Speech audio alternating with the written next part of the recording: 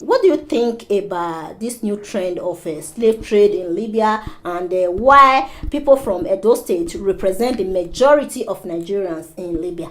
You see, we have a lot. This slavery started even before the colony and after the colony, before they put an end in 1830. But today, this slavery still started from sub-Sahara, like the way it's just starting from Libya. That is how the slavery started.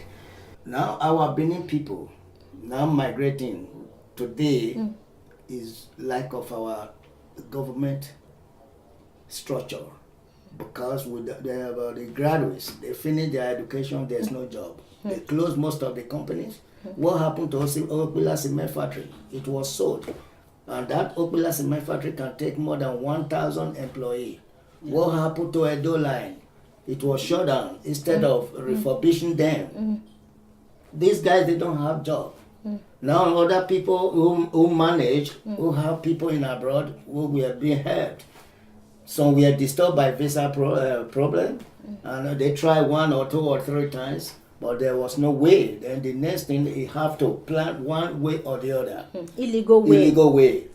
So these are most of the sources that enable them to move away, because some succeeded, some were drawn in the high sea, but yet they still plan to move because there's no necessity. Back home, even right now, we don't have a constant electricity. How can we survive the life? We cannot talk about how this whole incident of traveling started with the Edo people without really going back to the basic roots and foundation of how did we get here? What started this trend of traveling? Like Mr. Abbaswan earlier said, the Edo people are the least to have actually started traveling in the whole of Nigeria. But looking at Edo State as a state, Edo State, it's more like a civil servant state. But in the late 80s, 90s, and early 90s, a new wave and trend of traveling started in Edo State. When our sisters started traveling to Europe for greener pasture, as they said then. A lot of graduates, they leave school with the mind of, I'm out of school, I've done my youth service, it's time for me to get a good job, and, and life begins. But unfortunately, what do we have in the States? When these young youth, vibrant youth, get back to Nigeria, the first question we need to start asking ourselves, what are they going back to do? Yeah, one of the message I have to tell them, both parents, both mother and father, they brought those children to the world. They cannot see their children being misused or be abused in their present, and they will go free. They should please find whatever that will make them to listen to them. The most important thing is our government. Let them create job in our Edo State. First and foremost, I would use this medium to appeal to our parents, our cousins, our friends, our neighbors, that it's not really what it's not worth one risking